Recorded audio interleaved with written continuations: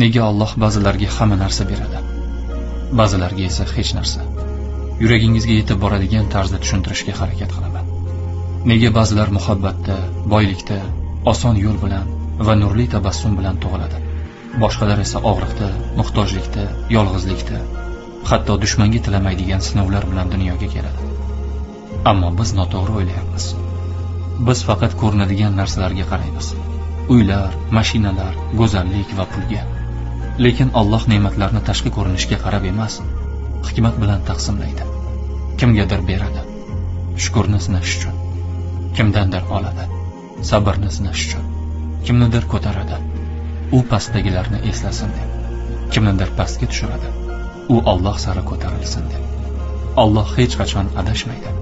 Agar hozir sen xohlagan narsang sendan uzoqda bo'lsa, demak bu yoki u seni barbod qiladi, yoki vaqti kelmagan, yoki u senga undan ham yaxshisini beradi.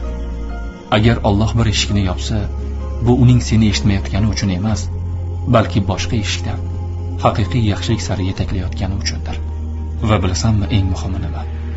Allohga eng yaqin aksar odamlar hamma narsasi borlar emas, balki boshqalarga qaraganda kamrog'iga ega bo'lsa-da, baribir ishonishda, yurishda davom etayotganlar va yuragida shunday takrorlayotganlar: agar Alloh men bilan bo'lsa, demak menda allaqachon hamma narsa bor.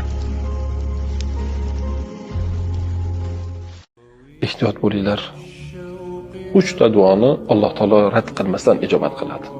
Birinchisi mazlum kishining duosi, ikkinchisi musofirniki, uchinchisi ota-onaning farzandiga bo'lgan duo-ibadini.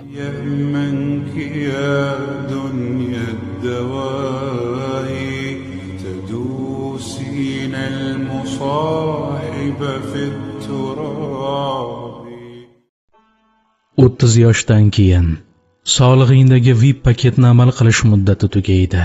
Pul hamma narsani emas, ammo ko'p narsani hal qilayotganini ko'rasan. Orzularing ham, hurmating ham endi cho'ntagingga bog'liqligini his qilasan. Ayrim orzularing endi hech qachon amalga oshmasligini tan olasan. Men doim yashayman degan xayollaring tugaydi. O'lim haqida ko'proq o'ylay boshlaysan. Keyin qilaman degan ertaklaring endi o'tmaydi. Chunki keyinning o'zi tobora qisqarib borayotganini ko'rasan. Ota-onang qarib borayotganini, ularni abadiy emasligini yuraging bilan his qilasan. Endi seni qiynaydigan narsalar qilgan ishlaring emas, qilolmagan ishlaring bo'ladi. Va eng achinarlisi, hayotning eng katta imtihonlari endi boshlanayotganini his qilasan.